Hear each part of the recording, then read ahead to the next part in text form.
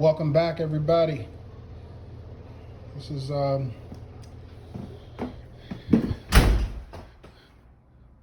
BMW Kings. All right, so my 633 CSI requires a little bit of work. I don't have much going on with regards to brakes, so the car's not braking properly. What I'm thinking is, not what I'm thinking, it's either the master cylinder, which is just under this reserve here, just under here, or the booster. So those will be replaced. In addition, I pulled the car into the driveway and I sold the car. I sold a car that I kept for a family member, which is no longer here. And when I pulled this car into the driveway, well, you can see now I have the housing, the fan shroud has been removed, as well as the fan, they've been removed. But here at this lower pulley, which is right here, this pulley drives all of these belts. Okay, you can see I can move this freely. Somehow the wood rough key has sheared off, which is allowing these belts to move. I need to take off the harmonic balancer pulley, remove that, and find the new key somewhere in the crank, pull that out, put in a new key, and then put the balancer back on, and the car should be able to drive. However, it does start. As you know, it took me some time to get this car running, but it is starting. Just, you know, it's troubling. You know, it struggles, but it does start.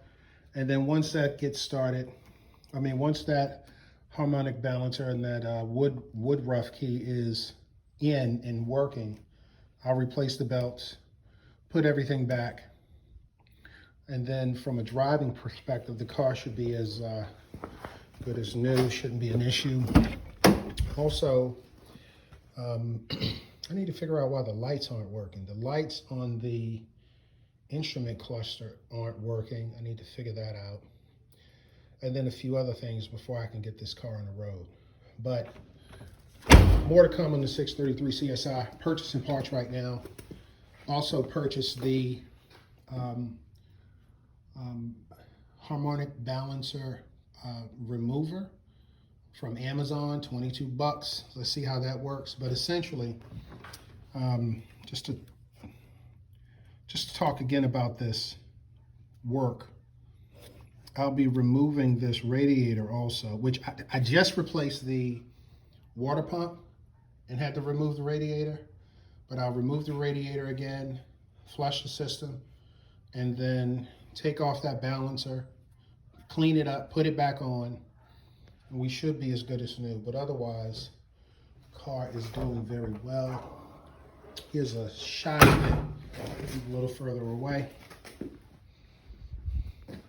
Here's my little toolbox, but here's a shot of it from further away. No, it's not an M series. I added that badge to add horsepower for all of you hating ass people. But yeah, that's for horsepower. So I noticed some other items that will need to be replaced. This probably going to take these things here off because I want to do something different with the bump. I don't like these bumpers. These are the US spec bumpers. Yeah, that's a Porsche tower. Tire and rim. Yes, I do have a Porsche. I have two. But yeah, I want to remove this bumper and replace it with a plastic bumper, something else, because I'm going to have the car painted and I just want a different look. In addition, I'm going to put halo eyes on the front lights. I'm going to change all the rotor and pads all the way around.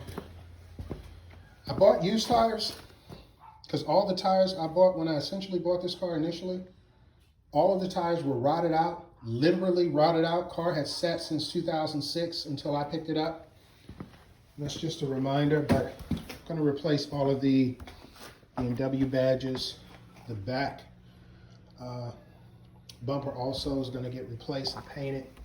All of this rubber material, I'll just remove that and sell it so I don't lose any money, but otherwise the interior on this car is great. So let's take a look. The interior is very nice. I mean, there are some cracks in the dash that you can see there, but I don't mind that so much. The radio does work, the factory radio. Here in the back window, I did all of this material that was carpet before basically turned to dust. So I had it all scraped out, vacuumed. The leather covers for these back speakers are there in the back seat. You can see those just about right there. I'll have a, I don't know, you know, there's a local company who can help me with this, but I'll have them to put those, glue those back on, and then replace this carpet with, you know, a black colored carpet. But otherwise, I do have parts here, so as I'm working on this car, I've already done a lot. So far, it cost me about $1,500 to get this up and running. These are just car covers from when it was parked outside. I've already replaced the fan clutch, water pump, spark plugs. What else have I replaced? Spark plugs. Oh, fuel filter, a couple fuel lines, as well as the fuel pump. Replaced all of those items. But this was a car local from an old dealership called Sussman, a BMW dealership called Sussman, somewhere here in the Maryland area, near Rockville, Maryland. But, you know, make a comment if you remember Sussman. I don't remember this company, but apparently this is where it was purchased. However, we're here today to essentially replace the bolts in my E60. And let me see if I can find those bolts. Here they are. Let me show you what was in there. On my E60, there is, I have a, you know, the engine cover that came with the car. It's a mess. I want to buy a new one, but I have a lot of other projects going on right now, and that's my next project after this car is up and running. But essentially, when I picked up this car from New Jersey, it had a lot of issues. You know, it wasn't running like it should. There is an oil leak because the oil filter device that I'll need to replace the gasket on, that needs to be replaced. But otherwise, there were drywall bolts. Let's go over to this car. There were drywall bolts in the engine cover. So they weren't in there very deep. Well, here's the E60. It is covered. This is my E320 Mercedes. That's covered. Currently not driving that car right now, but here's the engine cover, and here are the bolts. So what I want to do now is start to put in those bolts. Let's see if I can do this with one hand.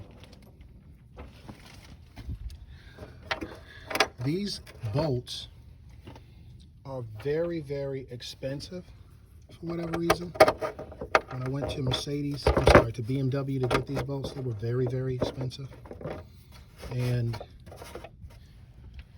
I don't know, there was something like $10 a bolt, but I found them in Germany for you know, much less than that, 20 bucks for all the bolts that I was able to purchase. So let me take some time right now to put these bolts in, and then I'll show you how it looks after I get finished. Well, more surprises. Here is the, one second here.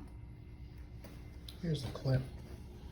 So all the clips are basically in poor condition. So I'm gonna have to bend all of these clips to the appropriate tension so that this hex bolt will actually work. Otherwise, the bolts are not holding or not applying any pressure to the cover. So let's go take a look. I have the cover on. One thing. Let me show you the bolts that were in the car when I purchased it. I have those, and there were 3. And remember, I told you that those bolts were, it was this plastic thing, which is some sort of tensioner clip, and then drywall screws. So, goodness gracious. Let's go ahead and take a look at where we are so far. I have a lot to do in this car. I mean, the lights are going to need a refresh. Here's that leak that I was talking about from the, I guess this is, I can't remember what that device is called, but I have what's needed to replace the oil. Now, I cleaned out all of the oil initially when I purchased the car, but it's all back. It started leaking again. So I'm just going to clean up everything again. Take off this oil housing device apart. Take that device apart and go ahead and make sure I can fix all of these leaks. But the cover has been removed, and I'm going to clean all of this up also. Here's the cover. It's in poor condition. It's missing some paint there, but otherwise we're going to go ahead and get that put in, and I'll go ahead and straighten up the clips so that they apply enough pressure to hold this thing in place. And also I'm going to wash this thing up before I put it back on. I'll be back. Okay, I'm going to wash the cover of the E60. You can see it's a mess. I already kind of started washing it a little bit. I believe I have the bolt clips tension properly. So now let's go ahead and get this clean. Here's the before. Here's the after. Looking pretty good. Didn't come out too bad. It could be better. Looks better on camera than it does in person, but a lot better than what it was. All right, let's get this thing over. Okay, the bolts are in. Didn't get that one all the way in the back. I just didn't feel like taking that cover off, but the bolts are in. They're very shaky. Also, I broke one. Luckily, they sent 6. No, I'm sorry, 5. But one bolt broke. It snapped. So, lessons learned here. Don't put too much tension on these bolts because they will snap. And that's exactly what happened. So, that's the end of today's video. Signing out.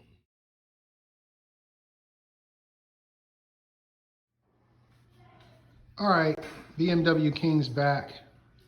Yeah, this is my sweet garage, yo. Clack, clack, it's a little dirty. This stuff, I gotta get out of here. It's from the sale of the car I just bought, but otherwise, this is my garage. This is where I'll be working. But I need more light. And if I'm gonna work on the 635 CSI, I need more light. Can't do it without light. So I bought this from Amazon. Somehow, 85,000 lumens on this contraption. Let's see if it works. Kind of break it out like this. My son is going to assist me with getting this in, but let's take a look. Here's the before. Krakow. Here's the after in a moment. Okay, here we go. Shop light. This thing is bright as hell. This is the after. It is indeed bright. It is even brighter. Goodness gracious. Whoa. I wish I had two. What you guys think? Is this bright? Yeah. This is like daylight. Yeah, it's like, ew, you farted. Goodness gracious. Okay, thank you everybody. Goodbye. All right guys, so here's the garage light. Just picked this up from Amazon. The lumens, I don't know what I said before, but the lumens are actually 15,000 so far. Any success. So, I'll see you guys later.